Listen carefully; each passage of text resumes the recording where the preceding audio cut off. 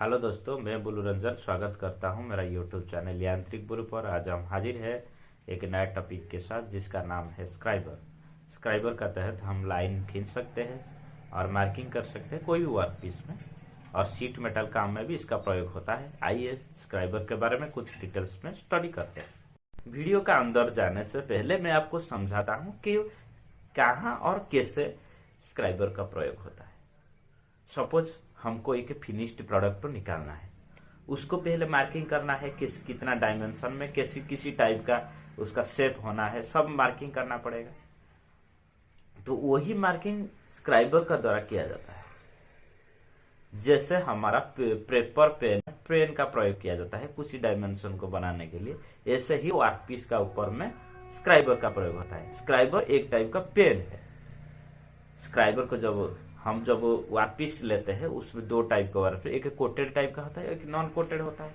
जो कोटेड होता है उसका ऊपर में कोई मार्किंग मीडिया का प्रयोग करना जरूरत नहीं पड़ता है, मगर जो नॉन कोटेड होता है उसका ऊपर में मार्किंग मीडिया प्रयोग करना पड़ता है।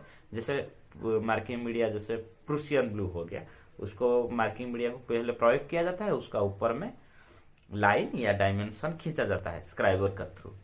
उसके बाद उसको थोड़ा जो स्क्राइबर का लाइन थीन और सेमी परमानेंट होता है, उसको परमानेंट बनाने के लिए हम लोग पंच का प्रयोग किया जाता है किसी किसी जगह पर। और मार्किंग कंप्लीट होने के बाद उसको थ्रू मशीनिंग प्रोसेस उसको फिनिश्ड प्रोडक्ट निकाल जाता है। आप थोड़ा स्क्राइबर का प्रयोग कहाँ होता है समझ गए होंगे। इसके बाद आता है स्क्राइबर का डिटेल्स का ऊपर में समझेंगे। इसका जो स्क्राइबर का एंगल होता है, हाँ, जब स्क्राइबिंग लाइन खींचा जाता है उसका जो इंक्लेशन है स्क्राइबर का 30 to 35 डिग्री पर इंक्लेशन होता है स्क्राइबर का। मगर जब स्क्राइबर का पॉइंट एंगल है वो 10 to 15 डिग्री में बढ़ाया जाता है। और उसका जो स्क्राइबर का लंबाई है 125 mm से लेकर 200 mm तक बनाया जाता है। उसके बाद आता है मटेरियल का ऊपर। Scriber made of material high carbon steel में बनाया जाता है।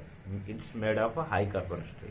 और इसका जो पॉइंट होता है ये हार्डन टेम्पर द्वारा मजबूत प्राप्त किया जाता है। पार्ट्स जिसे आप फिगर में देख पा रहे होंगे, उसका बॉडी हो गया, बॉडी का बीच में नर्लिंग किया गया है जो अच्छा पकड़ बनाता है, और दोनों साइड में दोनों पॉइंट हो गया।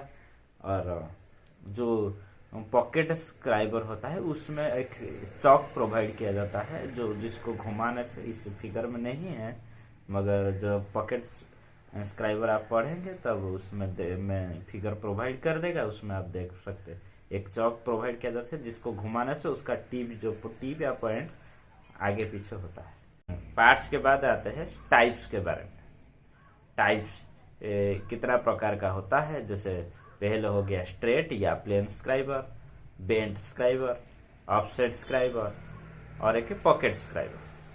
स्ट्रेट या plain scriber, straight plain scriber जैसे आप फिगर में देख पा रहे होंगे, इसका जो बॉडी में नर्लिंग किया गया है जो अच्छा पकड़ बनाता है।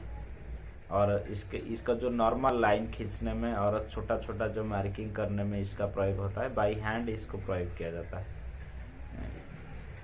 ज्यादातर वो मतलब छोटा छोटा लाइन खींचने में प्रयोग किया जाता है, और ये मोस्टली ज्यादा प्रयोग किया जाता है जाने वाली स्क्राइबर। बेंड स्क्राइबर जैसे आप फिगर में देख पा रहे होंगे, इसका एक साइड एक एंड स्ट्रेट है, दूसरा एंड में 90 डिग्री में बेंड किया गया है, इसलिए इसको बेंड स्क्राइबर बोला जाता है।